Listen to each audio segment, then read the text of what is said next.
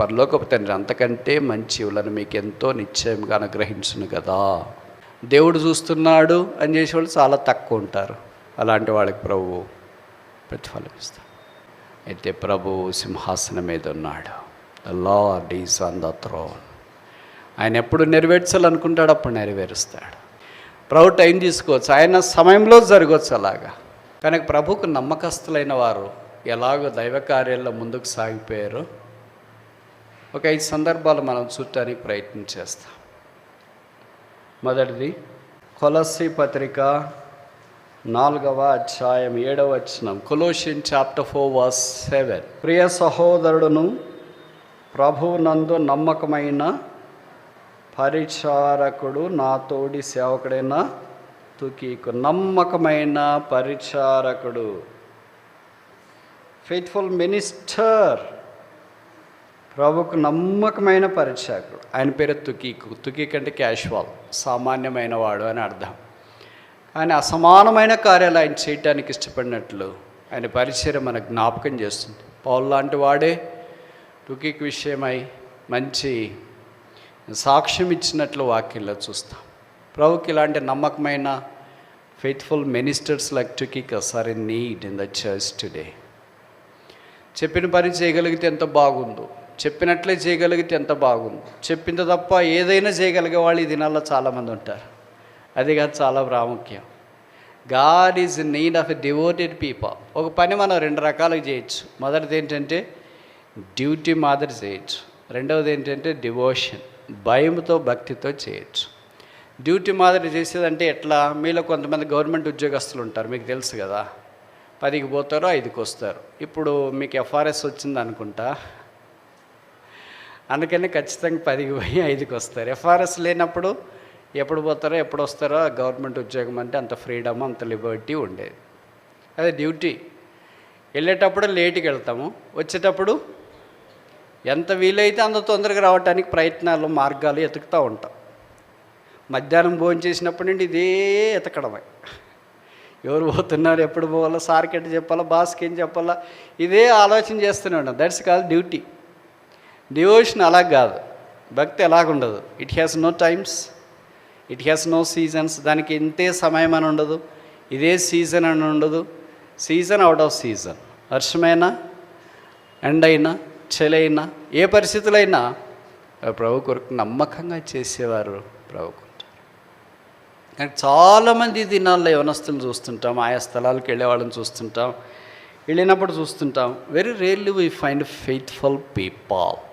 నమ్మకమైన వారిని చాలా అరుదుగా కలుస్తుంటాం. అపనమ్మకస్తులు ఎక్కువ కనిపిస్తుంటారు. వాళ్ళు చెప్పే మాటలు తేనె ఎక్కడ పనిచేయదు. డాబర్ కానీ ఏ తేనె పనిచేయదు, అంత బాగా చెప్తుంటారు. మనకి ఏంటంటే శరీరంలో ఉన్నాం కనుక మాటలకు పడిపోతాం. వాళ్ళు చెప్పే మాటలకు అబ్బా ఎంత ఆత్మీయులేమో వీళ్ళు అని అనుకుంటాం. కాదు, ఆపోజిట్గా ఉంటుంది వాళ్ళ జీవితం. కనుక ఆత్మీయులైన వాళ్ళు మౌనంగా సైలెంట్గా ఉంటారేమో, వాళ్ళు ఎక్కువ మాట్లాడరేమో. అలాంటప్పుడు అనుకుంటాం వీళ్ళేమంత ఆత్మీయులు కాదు అని అనుకుంటామేమో. కానీ ప్రభు దృష్టికి ఎవరు ఆత్మీయులు కాదో ఆయనే తీర్చేవాడు, ఆయనే జ్ఞాపకం చేసుకునేవాడు. కనుక ఒక పని మనకు చెప్పిన తర్వాత యాకోబు తన కుమారుడని యోసేపుకి ఒక పని చెప్పాడు. ఏం పని చెప్పాడంటే, మీ అన్నవాళ్ళంతా మందలు కాస్తున్నారు, వాళ్ళకి భోజనం తీసుకెళ్ళాలా అని. సరే తీసుకెళ్తానన్నాడు. భోజనం తీసుకున్నాడు. అంటే మీ భాషలో చెప్పాలంటే క్యారియరా, లంచ్ డబ్బావాలా అది తీసుకున్నాడు. భోజనంకి వెళ్ళాడు. ఆయన ఎక్కడుంటాడో తెలుసు, ఆ దినాల్లో లొకేషన్. అక్కడికి వెళ్తే వాళ్ళు అక్కడ లేరు. అక్కడ లేకపోతే ఈ దినాల్లో మాత్రం మొబైల్ ఫోన్ లేదా జీపీఎస్ లేదుగా ట్రేస్ చేయటానికి. మామూలుగా మనకి ఏదైనా ఎవడన్నా ఒక పని చెప్పినప్పుడు ఏం చేస్తాం, అక్కడ లేకపోతే మంచి పని అయిపోయింది లేడని చెప్పేస్తాం. ఎందుకంటే వచ్చేసాం, ఎతికాం, లేడు. మనస్సాక్షి ప్రకారం చేసిందంతా వాస్తవమే. ఆయన వెళ్ళి వాళ్ళ నాన్నకి చెప్పవచ్చు, నా ఎతికాను, వాడు ఎక్కడికి అనిపించట్లేదు, ఏం చేయాలో వాపస్ తీసుకొని వచ్చినాను. వాళ్ళ నాన్న కూడా ఏమనకపోవచ్చు, ఎందుకంటే చిన్నపిల్లోడు పోయి వచ్చిందో గొప్ప సంగతి.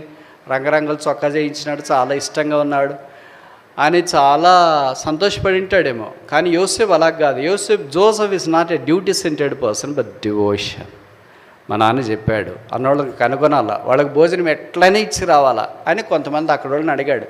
ఇక్కడ గొర్రెలు కాసేవాళ్ళు లేదా మందలు కాసేవాళ్ళు ఎక్కడైనా మీకు కనిపించినారంటే వాళ్ళు ఏదో మాట్లాడుకుంటున్నారు, ఆ వైపు వెళదాం అనుకుంటున్నారు, బహుశా వెళ్తారేమో ట్రై చేయండి అని అంటే మన యోసేపు వాళ్ళని ఎతికేదాకా వదలలేదు, వాళ్ళు కనుగొనేదాకా వాళ్ళు ఎతికి కనుగొన్నాడు. కనుగొన్న తర్వాత ఈ భోజనం తెచ్చేవారిని బట్టి వీళ్ళు సంతోషించాలి కదా. ఈ చెడ్డ హృదయాలు ఎక్కడికి పోయినా, అడవిలో ఉన్న చెడ్డకే, ఇంట్లో ఉన్న చెడ్డకే, అన్న దగ్గర ఉన్న చెడ్డకే, నాన్న దగ్గర ఉన్న చెడ్డకే, తమ్మను చూసిన చెడ్డకే. అందుకే అనుకుంటున్నారు ఈ కలలు కన్నా వాడు వస్తున్నాడో, వాటుడు నెక్స్ట్ ఏం తెస్తున్నాడో అని ఆలోచించట్లేదు, ఏం తిందామని ఆలోచించట్లేదు. హౌ టు అసాసినేట్, ఎన్హిలేట్ హిమ్, ఆయన ఎలాగ అంతమొందించాలా అని ఆలోచన చేస్తూ ఉన్నారు.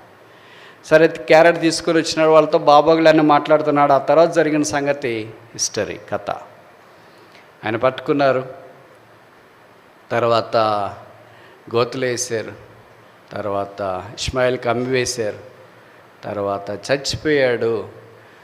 మేకను చంపి కోట్ అంతా దాంట్లో రక్తంలో ముంచి వాళ్ళు నా దగ్గరికి తీసుకొని వచ్చిన. అబద్ధాలు చెప్పేవాళ్ళకి అబద్ధాలు చెప్పేవాళ్ళే పుడతారు.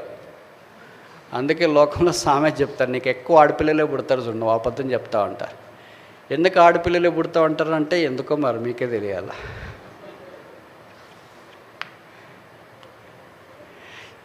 ఎందుకు అలా చెప్తారంటే చెప్పొద్దు అని.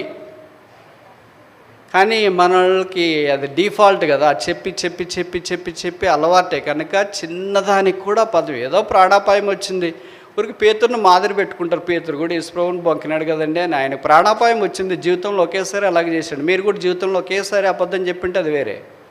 అట్టన్నా ఒకేసారి అయినా సత్యం చెప్పారా? Once in a lifetime. ఇప్పుడు యోసేపు అమ్మబడ్డాడు. One obedience has caused lot of tough situation for him. వాళ్ళ నాన్నకు ఒక్క పనికి విధేయత చూపించిన దాన్ని బట్టి he was completely out of his father's presence. వెళ్ళిపోయాడు నాన్న నుండి దూరంగా. కథ కట్ చేస్తే నాన్న ఏకాకి అయిపోయాడు. ఒక చిన్న పని విన్నందుకు. కొన్నిసార్లు అలాగుంటుంది, దేవుడు చెప్పిన పని చేస్తే ఆ devotion may take us to a loneliness, isolation, ఒంటరితనంలోకి తీసుకెళ్తుంది. ఎక్కడున్నాడు, ఎక్కడికి వెళ్ళాడు. తండ్రి దగ్గర నుండి చక్కగా అల్లారు ముద్దుగా పెరిగేవాడు, రంగరంగుల కోట వేసుకొని విచిత్రంగా జీవించేవాడు, కలలు కనేవాడు, కలలు భావం ఎంత బాగున్నవాడు. ఒక్క పనిని బట్టి జీవితం అప్ సైడ్ డౌన్ అయిపోయింది. తెలుగులో ఒక సామెత ఉంది కదా, ఒక్క దినంలోనే ఓడలు బండ్లు అయితే బండ్లు ఓడలు అవుతాయి అంటారు. అలాంటి జీవితంలోనికి ఆయన వెళ్ళిపోయాడు. అప్పుడు ఆయన వయసు 17 సంవత్సరాలు. దాదాపు 13 సంవత్సరాలు ఆ తర్వాత చీకటి ఆవరించింది పరిస్థితులన్నీ. 17 ఏళ్ళకి తండ్రి మాట తల్లి మాట వినేవాళ్ళు ఎవడన్నా ఉంటే చేయొద్దండి. ఇక్కడ నాకు తెలుసు మీరు ఎత్తరని, ఎత్తినా కూడా అది అబద్ధమే. అంత ఖచ్చితంగా, అంత భక్తితో, అంత ఆత్మీయంగా, అంత రిస్క్ తీసుకొని, అంత దైవికమైన దాంట్లోనికి a dreamer landed into troubles. కలలుగనిన వాడు సమస్యలోనికి వెళ్ళిపోయాడు. అయితే ప్రభువు సింహాసనం మీద ఉన్నాడు. The Lord is on the throne. ఆయన ఎప్పుడు నెరవేర్చాలనుకుంటాడు అప్పుడు నెరవేరుస్తాడు. 13 ఏళ్ళ too long a period to wait for. మనం చేసిన పనికి ప్రతిఫలం రావడానికి 13 ఏళ్ళు పడితే చాలా దీర్ఘకాలం. అంతదాకా మనం ఎదురు చూడలేము. మనకి అంత స్పాంటేనియస్గా జరగాల. అప్పుడే కర్మ సిద్ధాంతం అంటే అప్పటిదప్పుడే జరగాల. అక్కడ కొన్నిసార్లు జరగకపోవచ్చు. ప్రభు టైం తీసుకోవచ్చు, ఆయన సమయంలో జరగవచ్చు అలాగా. అందుకే దేవుని పనివారముగా ఆయన ఇంట్లో మనం డ్యూటీ వల్లే కాకుండా డివోషన్తో సేవకులు దైవ సేవకులు చూస్తున్నారు, సంఘ పెద్దలు చూస్తున్నారు. ఆయన పనులు చేసేవాళ్ళు చాలామంది ఉంటారు. వాళ్ళు లేకపోతే పని మానుకునేవాళ్ళు కూడా చాలామంది ఉంటారు. దేవుడు చూస్తున్నాడు అని చేసేవాళ్ళు చాలా తక్కువ ఉంటారు. అలాంటి వాళ్ళకి ప్రభువు ప్రతిఫలం ఇస్తాడు. ఈ కాలంలో అలాంటి వాళ్ళు ఎవరున్నారు బ్రదర్ అని అంటే ఎవరు లేరు. నువ్వని ఉండొచ్చు కదా, మరి ఎవరు లేరు. Why not you? You next తరం ఏంటి? ఇక్కడ మా ఘోష్ అంతా ఇదే. ఏదో వచ్చిపోయి మీటింగ్లు పెడుతున్నాం, అక్కలు చెప్పేస్తున్నాం, మీరు వడ్డించింది తినేసిపోతున్నామని చాలామంది అనుకుంటున్నారేమో. అది ఒకవైపు కాయనికి. నాణ్యానికి ఇంకో వైపు ఏంటంటే what is next generation, what about next generation, రాబో తరం సంగతి ఏంటి, వచ్చే తరానికి నిలబడే స్త్రీలు ఎవరు, పురుషులు ఎవరు, యవనస్తులు ఎవరు, యోసేపులు ఎవరు, బర్నబాలు ఎవరు, సౌలు ఎవరు, తార్సువాడైన పౌలు ఎవరు. అదే మా ఆశ. అలాంటి తలుచుకున్నప్పుడు రాత్రి నిద్ర పట్టదు, ఏడ్చి బాధతో అలాగే కుమిలిపోవాల్సి వస్తుంది. Who is next. పెద్ద పెద్ద వయసుగా ఉన్నవాళ్ళు వాళ్ళ శరీర హద్దబాట్లను బట్టి, అనారోగ్య పరిస్థితిని బట్టి ప్రభు పిలిస్తే వెళ్ళిపోతున్నారు. వాళ్ళు కొన్నిసార్లు పడకల మీద ఉన్నారు. వారి శరీరాన్ని బట్టి ఏం పని చేయలేని స్థితిలో వాళ్ళు ఉన్నారు. అయితే ప్రభు ఎవరిని పిలిచినాడో వారు ముందుకు కొనసాగాలి. నమ్మకమైన వారు ప్రభుకు అవసరమైన. కొంచెములో నమ్మకంగా ఉంటే ప్రభు వాడుకోవాలని కోరుతున్నాను. స్త్రీలారా, మీకు చేతులు జోడించి మనవి చేస్తున్నా, మీ మీద గురుతరమైన బాధ్యత రాబో తరాల కొరకై ప్రార్థన చేసి హన్నాల్ లాంటి వాళ్ళు కావాలి. ప్రభువా, నెక్స్ట్ జనరేషన్ రాబో తరాని కొరకు సిద్ధపరచబడే స్తంభాలు లాంటి యవనస్తురాండ్రు ఎవరు సౌలులు ఎవరు, యోసేపులు ఎవరు, శద్రకులు ఎవరు, మెషాకులు ఎవరు, దావీదులు ఎవరు, దానియేలు ఎవరు, ఎస్తేర్లు ఎవరు, రూతులు ఎవరు, అలాగే ఏం లేకుండా ఫుల్గా తిని దండికి నిద్రపోయి నువ్వు భర్త నీ పిల్లలు అంతా చాలు కార్లు ఎక్కి కూర్చొని మధ్యానికి వచ్చి మీటింగ్కి వెళ్తూ ఉంటే ఇలాగ వెళ్తూనే ఉంటావు జీవితాంతం. ఒకరోజు ప్రభు పిలిస్తే పోతావు. పరలోకానికి వెళ్ళిపోయిన తర్వాత how faithful you are in praying unto the Lord for the next generation. రాబో తరాని కొరకు ప్రార్థన చేయట్లే ఎంత నమ్మకంగా మనం ఉన్నాము. మోషే ఇల్లంతట్లో నమ్మకమైన వాడు. ఆయన ఒక్కడే ఉన్నాడు. నెక్స్ట్ తరానికి ఇద్దరిని సిద్ధం చేశాడు, యెహోషువ కాలేబులను. If only one person can prepare two, it would be great achievement. ఒక వ్యక్తి ఇద్దరిని సిద్ధపరచగలిగితే అది గొప్ప సంగతి. పౌలు ఒక్కడే ఉన్నాడు. ఎంతోమంది తుకీకు లాంటి వాళ్ళు సిద్ధం చేశారు. తుకీకు, తీతు, తిమోతి, అపోలో, ఇలాగ ఎంతోమంది సిద్ధపరచబడినట్లు వాక్యంలో మనం చదువుతున్నాం. మన సంగతి ఏంటి? రెండవది చూస్తామా? కొలస్సీ పత్రిక 4వ అధ్యాయం 9వ వచనం. కొలొస్సియన్స్ చాప్టర్ 4 verse 9. అతనిని అతనితో కూడా నమ్మకమైన ప్రియ సహోదరుడైన ఒనేసిమును మీ యొద్దకు పంపుచున్నాను. ఒనేసిమాస్, నమ్మకమైన సహోదరుడు, ఫెయిత్ఫుల్ బ్రదర్ దగ్గర స్లాష్ పెట్టుకొని విత్ ఇన్ ద బ్రాకెట్స్లో సిస్టర్ అని కూడా పెట్టుకోవచ్చు. Faithful sister. మొదటి ప్రభువారికి ఫెయిత్ఫుల్ మినిస్టర్, నమ్మకమైన పరిచారకులు. రెండవది faithful brother or faithful sister, నమ్మకమైన సహోదరుడు. ఒనేసిము మనకు తెలుసు కదా, అన్ప్రాఫిటబుల్, నిష్ప్రయోజనమైన వాడు. అయితే యేసు ప్రభు యొక్క సువార్త పౌలు ద్వారా చెరసాల్లో ఉన్నప్పుడు విన్న తర్వాత రక్షణలోనికి వచ్చినాడు, ప్రయోజకుడయ్యాడు. Once he was unprofitable but now he is profitable to apostle called Paul లాంటి వాడికే ప్రయోజనకరమైన వాడైనట్లు వాక్యాలు మనం చూస్తున్నాం. కనుక పౌలు కొంతమంది సిద్ధపరచగలిగినాడు, మనం కొంతమంది సిద్ధపరచగలగాలి. సిద్ధపరచడం అంత తేలికేం కాదు, చాలా రిస్క్లు ఉన్నాయి. మనం చెప్పింది ఏంటో మనతో ఉన్నవాళ్ళు వాళ్ళదే కరెక్ట్ అనుకుంటారు. కొన్నిసార్లు కాని విధానంలో వెళ్ళటానికి ప్రయత్నం చేస్తారు.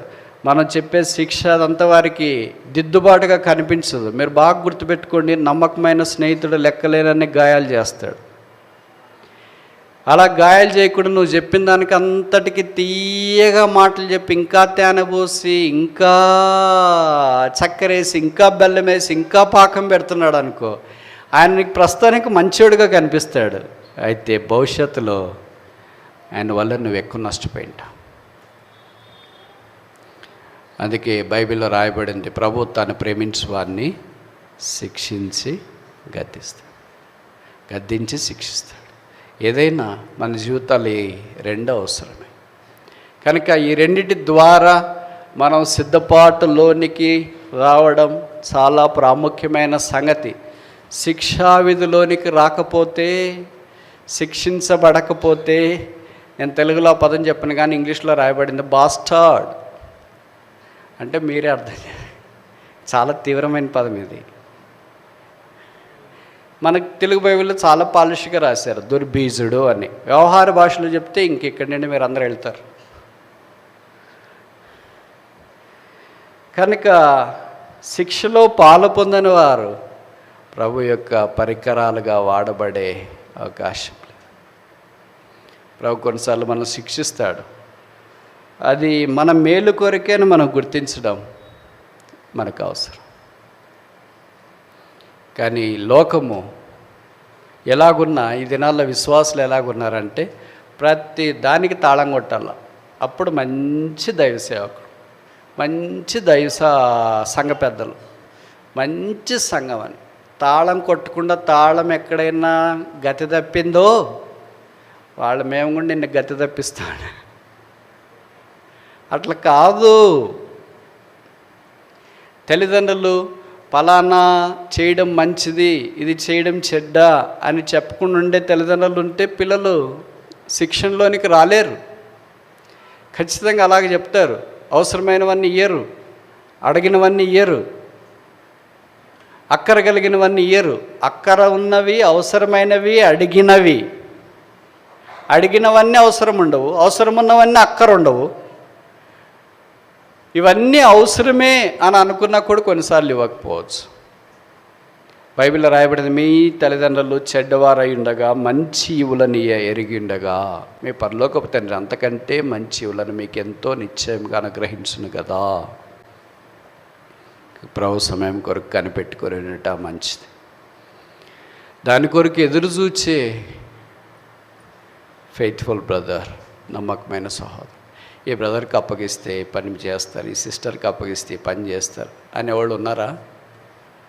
నేను కొన్ని సంఘాలకు వెళ్ళినప్పుడు కొంతమందితో మాట్లాడుతుంటా, బ్రదర్ అన్నీ మీరే చేస్తారు, ఎవరికన్నా. అయ్యో బ్రదర్, ఎవరు లేరు బ్రదర్ నమ్మకస్తులు అంటారు. అది వాస్తవమో కాదో తెలియదు. ఎవరికి అప్పగించడానికి లేదు బ్రదర్. అలాగైతే ఎట్లా మరి? మనం ఒక్కళ్ళే చేయగలిగితే ఎంతకాలం చేస్తాం? మనం వచ్చే తరాన్ని సిద్ధం చేయాలి కదా, వారి కొరకైనా బాధ్యత మనం తీసుకోవాలి కదా. అలాంటి వారు ముందుకు రావాలి కదా. అలాంటి కంబెడ అంటే ఏమంటాం, మెంటల్, ఆ దుప్పటి వేసుకునే వాళ్ళు రావాలి కదా. దుప్పటి నాకొద్దు, కంబళి నాకొద్దు, ఇదంతా రకరకాల ఎంబారైజింగ్గా ఉంది, భరించలేకపోతున్నాను అనేవాళ్ళు ఉంటే ఏలియా తర్వాత ఎలీషాలు రాలేరు. ప్రభు కార్యం కొరకు ముందుకొచ్చే ఒనేసిము లాంటి ప్రయోజనకరమైన వారు కావాలి. దేవుని ఇల్లంతట్లో నమ్మకమైన మోషే. మూడోది చూస్తామా?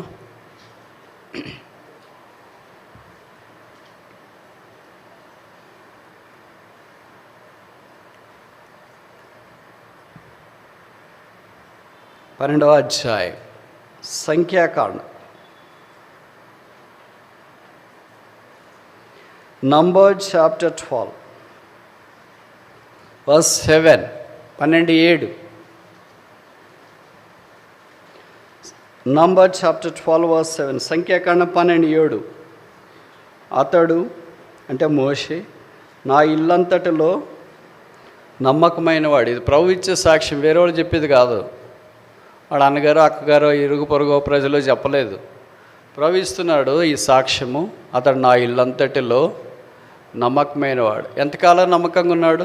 40 years, 40 ఏళ్ళు. 40 ఏళ్ళు నమ్మకంగా ఉండడం సాధ్యమై పనేనా?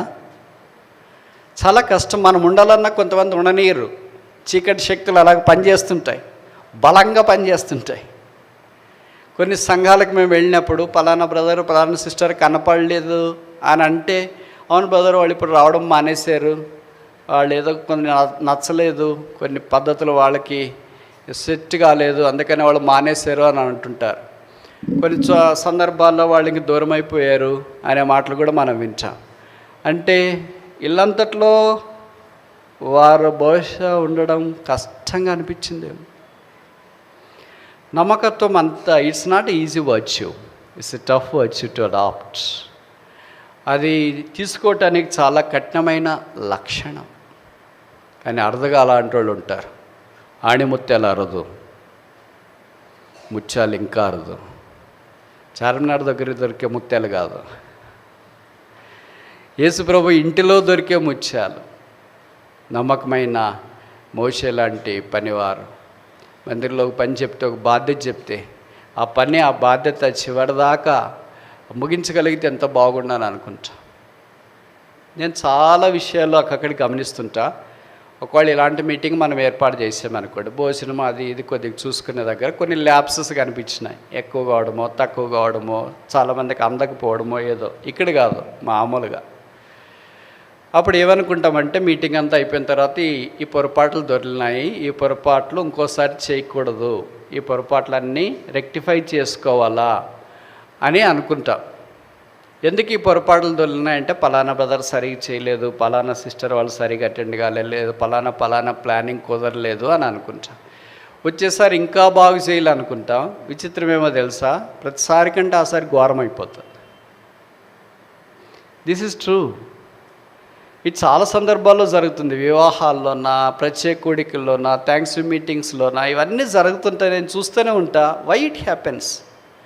నేను దాదాపు 70 దేశాలకు వెళ్ళా. సైంటిఫిక్ కాన్ఫరెన్స్లు చూస్తా, కొన్ని వేల మంది ఉంటారు, థౌజండ్స్. జాతర మాదిరి, మీ పక్కన జాతర జరుగుతుంది కదా, అట్లా వస్తారు. ఎక్కడ ఏది విషమంతా కూడా ల్యాబ్స్ ఉండదు. ఆ సైంటిఫిక్ కాన్ఫరెన్స్లే, నాట్ స్పిరిచువల్ థింగ్స్. నాకు ఎప్పుడు నా హృదయాన్ని తినివేసేది ఏంటంటే, ఒక సైంటిఫిక్ కాన్ఫరెన్స్ ఇంత చక్కగా జరుగుతుంటే utmost perfection and accuracy. You cannot even find a single fault of molecular size are atomic size, sometimes nano size. That was the perfect. మనుషులు కనిపిస్తారు, మన దాంట్లో మనుషులు ఫుల్గా కనిపిస్తుంటారు. వడ్డించే వాళ్ళు 50 మంది ఉంటారు కనుక చాలామందికి అది అందిండదు. ఏం బ్రదర్ అంటే వెళ్తూనే ఉంటాడు, అయిపోయేదా.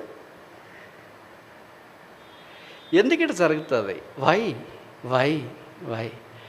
విచిత్రం ఏంటంటే, ఒక దైవ కార్యం జరిగించబడటానికి ఎందుకు లోపాలు ఉన్నాయి? డబ్బలా ఉన్నాయి, మ్యాన్ పవరా మస్తుగా ఉంది, పొల్లి ప్రవహించే ఎంత ఉంది, ప్రెమిసెస్ అన్నీ బాగున్నాయి, ప్లానింగ్గా బాగుంది, ప్రార్థన అన్నీ చేస్తుంది. మరి ఎక్కడ లోపం వస్తుంది? కోఆర్డినేషనా?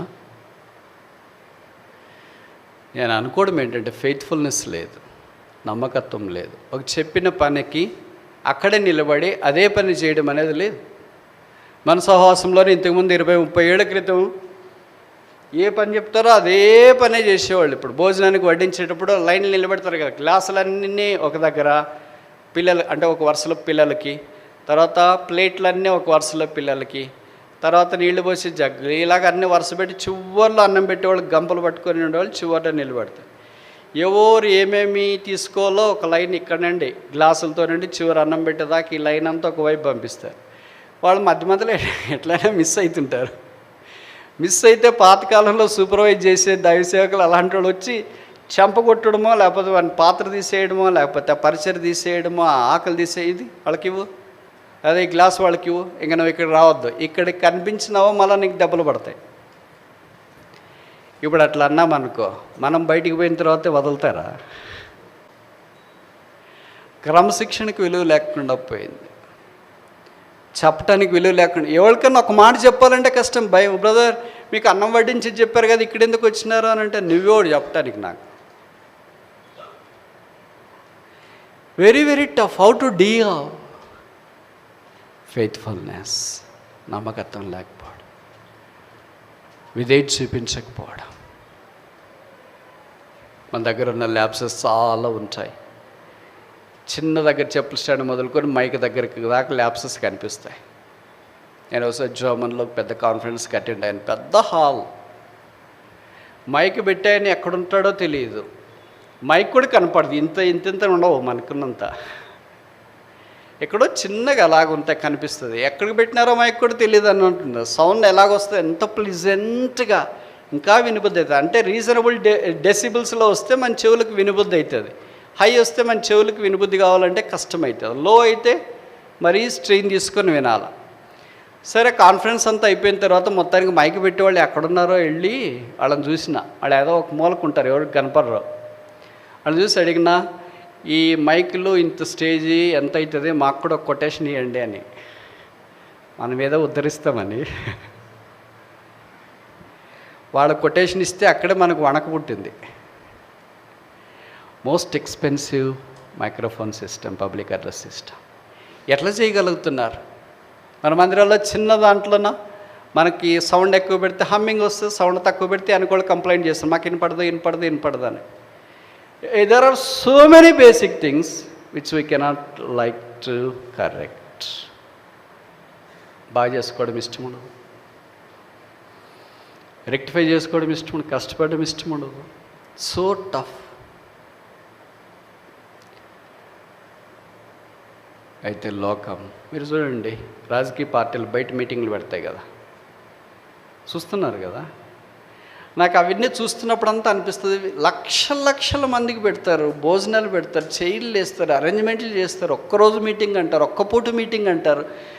అసలు వాళ్ళకి మస్తు డబ్బులు ఉండొచ్చు, వాళ్ళకి తగిన స్కేల్లో వాళ్ళకున్నాయి. మనకున్న దాంట్లో ఎందుకు మనం చేయలేకపోతున్నాం? వాడు భౌతికమైన దాన్నే చేస్తే ఇదెందుకు చేయలేకపోతున్నాం? ఆత్మీయమైంది. దానికి ఒక బ్రదర్ ఏం సలహా ఇచ్చినాడంటే, బ్రదర్ భౌతికమైనది ఏం చేసినా శత్రువు రాడు బ్రదర్. మనం చేయాలని అనుకున్నప్పుడు సైతాన్ గేట్ల దగ్గరకు వచ్చి ఒక్కరి మీద ఎక్కి కూర్చుంటాడు. అందుకే మన వాళ్ళు అంత ఇష్టానుసారంగా ప్రవర్తిస్తారు. That's the reason as to why we incur so many lapses in our programs. బయట ఎవడు మీటింగ్ పెట్టినా, ఏ రాజకీయ నాయకుడు, ఏ పార్టీలు, ఏ పెళ్ళిళ్ళు ఏమైనా సైతాన్ బోర్డు అంటాయి. ఎందుకంటే అలాగో వాళ్ళకు సంబంధించిన వాళ్ళే కదా అని. ఇప్పుడు దైవ కార్యాల కొరకు వచ్చినప్పుడు ఒక్కళ్ళు వస్తూ ఉండి ప్రైజులాడు చెప్పి చెప్పులు వేసుకుంటా ఉంటే అప్పుడు వాళ్ళ దగ్గరికి వచ్చేస్తాడంట, అక్క వాళ్ళు తెలుసు కదా బ్రదర్. అప్పుడు వాళ్ళు రెడీ చేస్తారు అక్కడి నుండి లోపలికి వచ్చేటప్పటికి. అందుకే సైతాన్ని వీలైనంత దాకా వాళ్ళని వాడుకొని పని సరిగా జరగకుండా చేస్తాడేమో. Do not be unfaithful, be faithful. ఈ బ్రదర్కి పని అప్పగిస్తే బాగుండు, ఈ అక్కకు పని అప్పగిస్తే బాగుండు అనే వాళ్ళకి అనిపిస్తే ఎంత బాగుండు. పని అప్పగించాలంటే కష్టం. అమ్మ వీళ్ళకి పని అప్పగిస్తే ఇంకేమైనా ఉందా, అబ్బా వీళ్ళకి చెప్తే ఇంకేమైనా ఉందా అనేటట్టు. తుకిక్ అలాంటి వాడు కాదు, ఒనేసిం అలాంటి వాళ్ళు కాదు. చూసి ముగిస్తామా తొందరగా. మోషే అలాంటి వాడు కాదు. 4:5 యెషయా గ్రంథం 8వ అధ్యాయం 2వ వచనం. Isaiah chapter 8:2.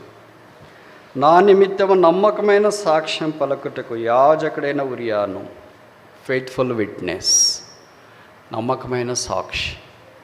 ప్రభుకు సాక్షులు కావాలి. అందుకే అపొస్తలుల కార్యాలు 1:8లో చెప్పబడింది, ఆర్ మై విట్నెస్. మీరు నాకు సాక్షులు. ఎలాంటి సాక్షులు? Faithful witnesses. ఏది చూసినారు, ఏది విన్నారు, ఏది కన్నారు, ఏది తాకి చూసినారు, అది తెలియజేసేవారు నమ్మకమైన సాక్షులు. అది కాకుండా సాక్షి అంటే రెండు వైపులా ఉంటుంది.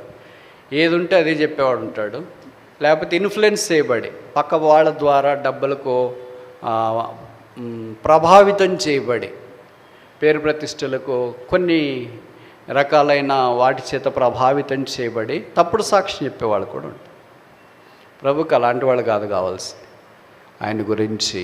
అందుకే యోహాన్ అన్నాడు కదా, ఏది విన్నామో, ఏది చూసినామో, ఏది తాకినామో, ఏది గ్రహించినామో అదే మేము మీకు తెలియచేస్తున్నాం. ప్రభుని గురించి అలాగ నమ్మకమైన సాక్షులు ప్రభుకు అవసరం. 5వ దాకా చూసి ముగిస్తామా? ప్రకటన గ్రంథం 2వ అధ్యాయం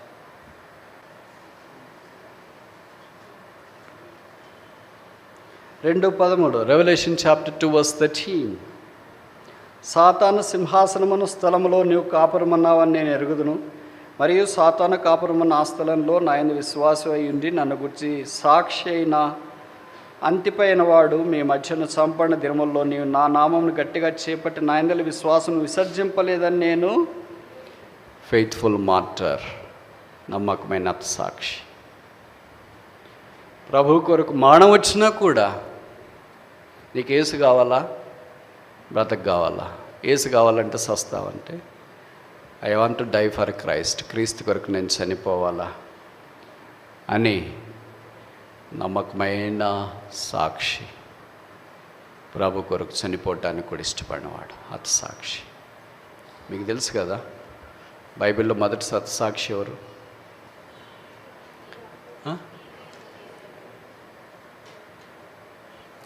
యేసుక్రీస్తు ప్రభు ఎంత విశ్వాసం ఉంచినప్పుడు ప్రభుకు సామాన్యమైనది కూడా అద్భుతంగా చేస్తాడు. ఒక నమ్మకం లేని దాన్ని కూడా బైబిల్లో యెరూషలేము గురించి చెప్పబడింది, నమ్మకమైన పట్టణం వేశ్యాయను. ఆ దేవుని యొక్క సంఘాన్ని గురించిన మాట యెషయా గ్రంథంలో రాయబడుతుంది. కనుక ప్రభువు మనం ఆధ్యాత్మికమైన నమ్మకమైన పట్టణంగా ఉండాలని దేవుని యొక్క ఉద్దేశం. ఒక గ్రామం నుండి పట్టణానికి మనం తీసుకొని వచ్చినాడు. ఇప్పుడు ఒక పొడుపు కథ చెప్పనా? నా పేరు ఒక పల్లెటూరు, లేదా నేను ఒక పల్లెటూరు, నా పేరు పట్టణం కూడా. నా పేరు ఏంటి? నేను ఒక పల్లెటూరు, నేను ఒక పట్టణం కూడా. నా పేరు ఏంటి?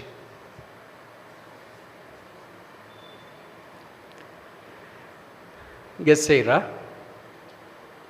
ఏదో ఒకటి చెప్పండి మీకు వచ్చింది. బైబిల్లోనే జవాబు, నేను సొంతంగా అడగట్లేదు.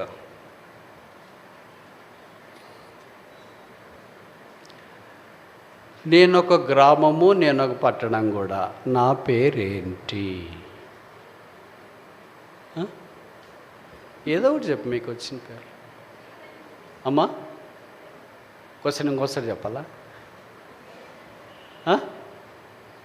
చెప్పండి అమ్మా. బేతనీనా? Okay, thank you. ఇన్కరెక్ట్. ఇంకా మీ అందరికి తెలుస్తుంది. యెరూషలేము, డబుల్ ఇన్కరెక్ట్. మీ అందరికీ తెలుసు, నోట్లోనే ఉంది. కానీ మీరు ఇవన్నీ ఎందుకు అడుగుతామంటే కనీసం మేము మెదడు ఒక నిమిషమన్నా పదన పెట్టాలా అని.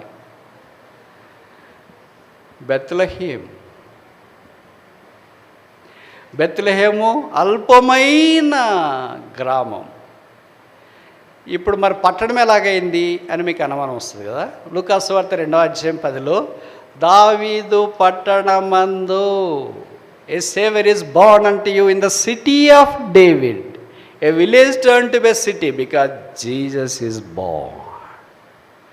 యేసు పుట్టాడు కనుక ఒక గ్రామం పట్టణమైంది అంటే అర్థమేంటి? పేరు ప్రఖ్యాతులు వచ్చినాయి, ఘనతలు వచ్చినాయి, ఆర్థిక స్థితి మెరుగుపడింది, అన్నిట్లో నా ప్రకాశం వెలుగు వచ్చింది. స్లీప్లెస్ నైట్స్ అంటే గ్రామానికి పట్టణానికి ఇక్కడ భౌతికమైన తేడా నేను మాట్లాడట్లేదు. కానీ ఒక ఎన్నిక లేని నిష్ప్రయోజనమైన స్థలంలో నుండి యేసును అంగీకరించిన తర్వాత బెత్లెహేం ఇప్పుడు దావీదు పట్టణమైంది. నాలో యేసు జన్మించలేదు, నాలో యేసు పెరగలేదు. నా యుద్ధకు అప్పప్పుడు మాత్రం వచ్చినాడు. కానీ నేను ఆయన పట్టణాన్ని, నా పేరేంటి? ఇంకోసారి అడగల. నాలో యేసు జన్మించలేదు, నాలో ఆయన పెరగలేదు, నాలో ఆయన సంచరించలేదు. కానీ అప్పప్పుడు నా దగ్గరికి నన్ను దర్శించినాడు. నా పేరేంటి? అమ్మా కరెక్ట్ చెప్తారు. మీరు చెప్పరు కానీ చెప్తే మాత్రం gun shot correct.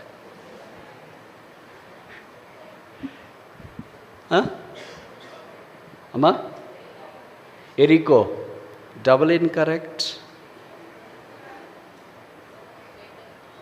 Bethel, double incorrect.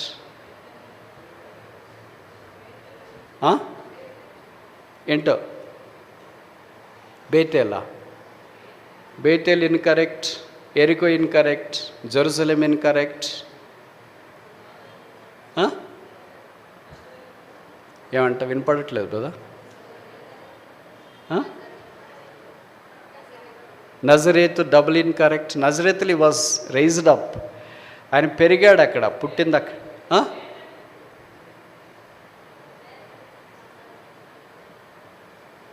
వినపడట్లేదమ్మా, ఏమంటమ్మా?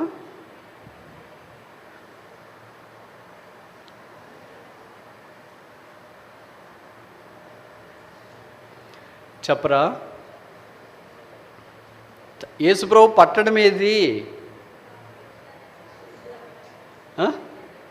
ఆయన అక్కడ పుట్టలేదు, ఆయన అక్కడ పెరగలేదు, ఆయన అక్కడ జీవించలేదు. కానీ అప్పుడు మాత్రం ఆ ఊరిని దర్శించినాడు. నా పేరేంటి? నజరేతు, double incorrect. He was raised up there.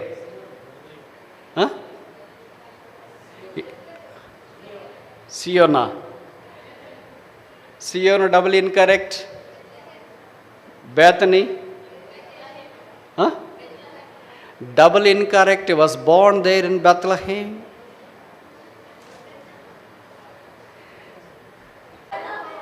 Wow. మత్తయి 9:1 రాయబడింది, ఈ కేమ్ టు హిస్ సిటీ, ఆయన తన పట్టణమునకు వచ్చాను. It's called Capernaum. ఇలాంటి సంగతులన్నీ ఎందుకు ఇవన్నీ చెప్తున్నామంటే, ప్రభువు వారి యొక్క పరిచర్యలో నమ్మకమైన వారిగా ఆ పట్టణాలని ప్రభు ఎన్నుకున్నాడు. ఆయనను బట్టి వాటికి ఖ్యాతి వచ్చింది. కొన్నిసార్లు మనం ఎవరని చెప్పేటప్పుడు చెప్తుంటాం కదా, బ్రదర్ మీరు బట్టలో చాలా మంచి వేసుకున్నారు, మిమ్మల్ని బట్టి వాటికి లుక్ వచ్చిందనుకో, అది తెరిపోయింది. యాక్చువల్గా ఏంటి, దాన్ని బట్టి నీకు లుక్ వచ్చింది. కానీ మనం ఆపోజిట్కి చెప్తాం. ఇక్కడ అట్ట కాదు. ప్రభువును బట్టి బెత్లెహేముకి, ప్రభువును బట్టి బెతస్దాకు, ప్రభువును బట్టి బేతనీకి, ప్రభువును బట్టి నజరేతుకి, ఇంకా ప్రభువును బట్టి యెరూషలేముకి, ప్రభువును బట్టి ఏ పట్టణమైనా, that include Jericho also and Capernaum too. అలాగే ప్రభువును బట్టి మనలో ఈ శక్తి జరిగించబడాలని దేవుని ఉద్దేశం. ఆయన మన యందు కార్యసిద్ధి కలిగించబట్ట కొరకై మన కొరకు ఆయన చనిపోయి సమాధి చేయబడి తిరిగి లేచి పరలోకమందు ఆశీనుడైనాడు. మన ప్రయాణం ఇప్పుడు కల్వరి వైపు, సిలువ వైపుతో నుండి పరలోకం వైపు మనం ఇప్పుడు ప్రయాణం ఆరంభించినాం. ఈ యాత్ర చాలా కష్టమే. అయితే పరిశుద్ధాత్మ దేవుడు వాక్యం ద్వారా దీపం అనే మా వాక్యాన్ని మన కొరకు ఉంచి మనం నడిచిపోయేటట్లుగా చేస్తాడు. నేను ఒక దేశం, ఆ దేశంలో నేను ప్రవహించినాను. నేను నీళ్లు కాదు, కానీ ప్రజలకు దాహము తీర్చిన. నా పేరేంటి? నేను నీళ్లు కాదు, కానీ ప్రవహించాను, దేశమంతా ఉన్నాను. నా పేరేంటి?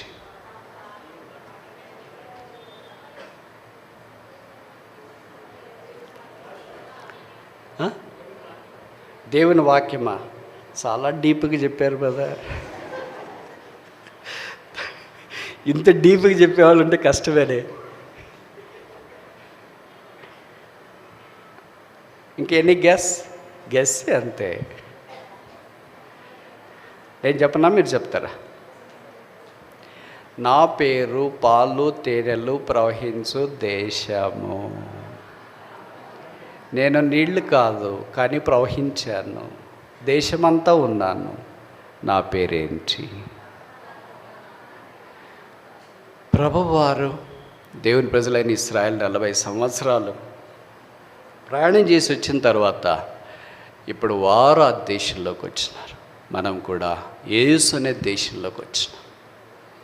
ఇప్పుడు ఆయనలో మనము ఫీడ్ అవుతూ రాజ్యం కొరకు ఎదురు చూడాలని దేవుని యొక్క ఉద్దేశం. కనుక 5 నమ్మకమైన విషయాలు తెలియచేసా. మొదటిది ఏంటి? ఫెయిత్ఫుల్ మినిస్టర్, నమ్మకమైన పరిచారకుడు తుకీకు. రెండవది ఏంటి?